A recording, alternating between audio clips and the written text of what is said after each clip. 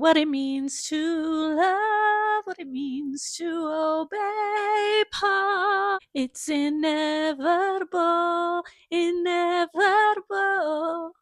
inevitable.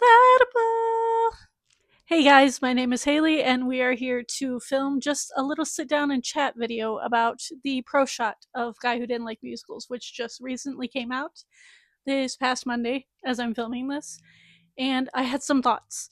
I know that it is not fully available to the public yet, so I am not going to get into a bunch of spoilers or anything. There will be some spoilers in this because I do want to talk about a few of the changes that they made.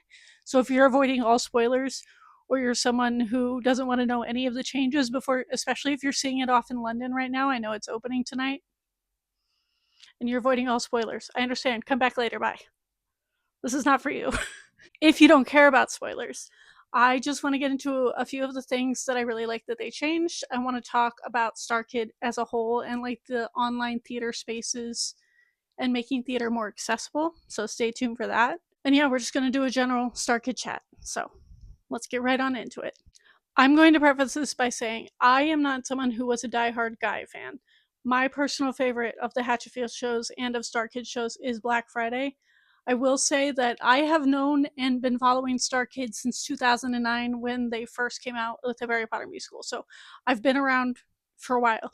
I did take a break from their stuff when I was in a church cult. That's its own other story in and of itself. If you want to hear my church cult story, I'm planning on filming that in the next few weeks. So maybe like and subscribe and you'll get that story as well. But I got back into Starkid and just kind of binge watched all of the things that were out at the time in 2020, right before they did the live streams for VHS. So I watched Firebringer. The last thing I had previously seen was Twisted, which I loved. And during the time period that I was in said church cult, it was heavily encouraged that we didn't watch certain media, including things with cuss words. If you've been around Starkid for a minute, that happens.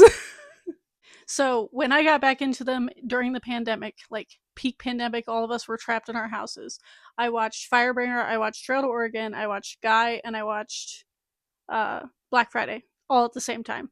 And Black Friday was my favorite of those. I have since gone back and watched Trail to Oregon and actually really like it a lot more now than upon my first watch.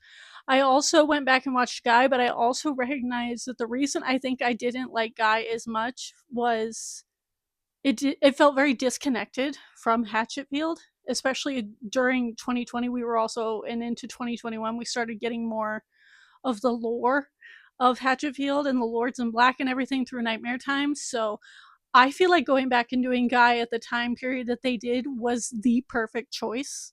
And I also feel like I appreciate it more now that Rob is not involved, because that was also a thing that happened during the pandemic. And if you were there and you're OG Starkid, you know exactly what I'm talking about. I can finally listen to Show Stop and Number again for the first time in 6 years. And I'm very thankful for it. And I will forever praise Will Branner for doing another version of it that I can download and listen to.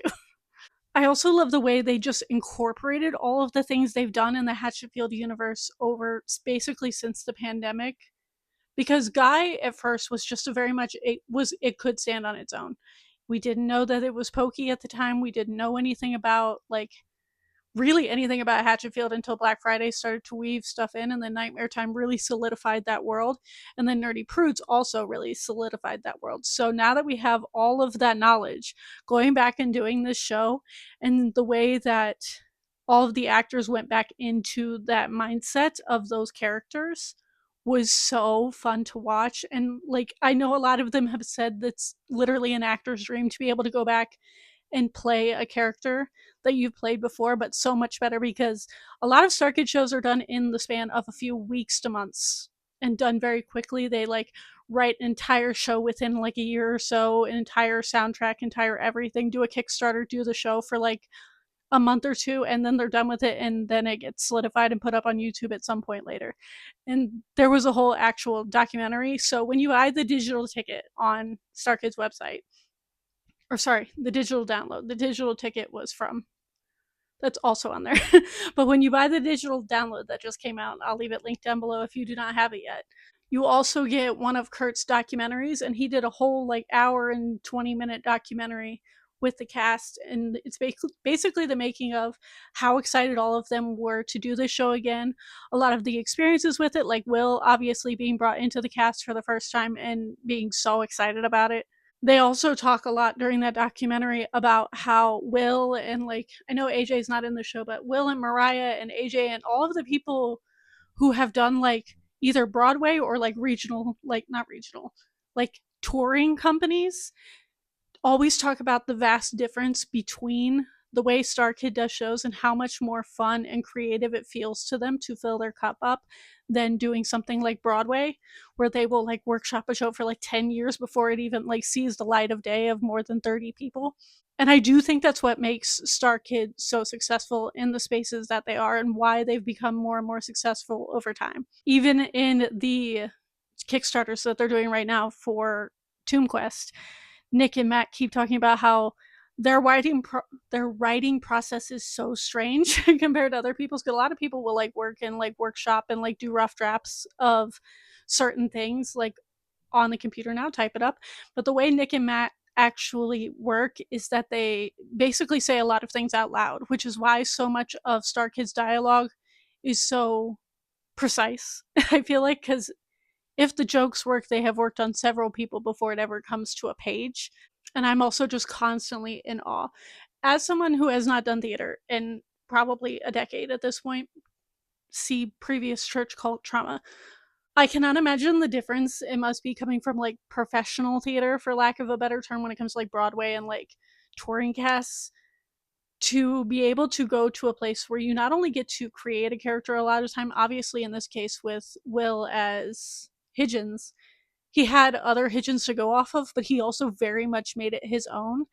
And the creative process of what Starkid does, I feel like, is the most interesting thing to me as a performer, even though I have not been on a stage in a while and I do want to get back to it. It always fascinates me seeing each and every member talk about how different the dynamics are and how much more fun it is. Like, obviously, it's because they're working with their friends, but also just, I don't know.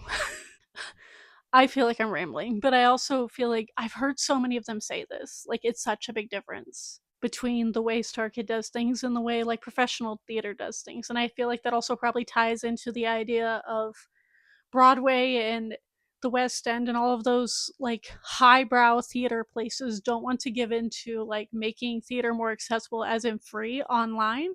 The only person I can think of other than Stark has done that is, I know there's the Broadway HD, but that's just another subscription service. And we, quite frankly, a lot of us are sick of those now. But I know Andrew Lloyd Webber did that during the pandemic on like his YouTube channel. He was like making his shows free for like periods of time. I don't even know if all of those are still up. Ah, oh no. Hold, please. My background disagrees with me. And we're back. I honestly really want to go rewatch the documentary that Kurt did. I always love the behind the scenes videos that Kurt makes. Ever since they did Black Friday, he did like a short one and realized that everybody loved them, and then also did them for like Cinderella's Castle and all of those. But as a theater kid, I feel like seeing the behind the scenes of everything is always so interesting to see how not only a show gets made, because obviously a lot of us know how a show gets made and how exhausting rehearsals are and how fun they can be, but also in the certain dynamic that is Starkid and how fast and how efficiently they put on shows and do things like the Kickstarters that they've been doing regularly for the last like decade really fascinates me, not only as a fan, but also as a theater kid who has been in a lot of theater spaces and still goes and sees a lot of theater. Like, I saw Guy live in LA. I also saw Cinderella's Castle last year. I've seen VHS as well. But as for the few changes, if you really don't want spoilers, bye. I'm going to talk about a few changes that they made for this that I think were perfect. One being the set. I know Lauren literally was so strict with the entire fandom about do not show anybody the set. Do not let them know what it's going to look like. I want it to be a surprise. And I understand why, and understood why when the curtain went up, because the set fits the office space so well as beanies and everything like that. I feel like the set designers and the lighting designers knocked it out of the park with this one. And I saw Cinderella's Castle live, and that obviously was also incredible. And I believe they are the same designers for the most part. But another part that I was really, really impressed with was how many interludes, like from Hatchetfield in general, that Matt Dahan used, who is the pianist. He added so many interludes into certain scenes, like when they're running around after leaving Beanie's, when she realizes that her coworkers have been taken over by Pokey, and they're running around the audience. And Matt Dahan was playing the Hatchet Town theme, and I was like, "Oh my god, that's so fun!" I feel like there was another like big one that I noticed that I was like, I really, really like the way that he plays interludes and just adds them whenever there's dead space. I feel like not enough theater does that well. And then for me specifically, my favorite song in Guy has always been "Let It Out." We all know this. If you've been here for a minute, I also made a video back when I saw this last summer. I'll leave that link down below too if you want to hear all of my like initial thoughts on the reprise.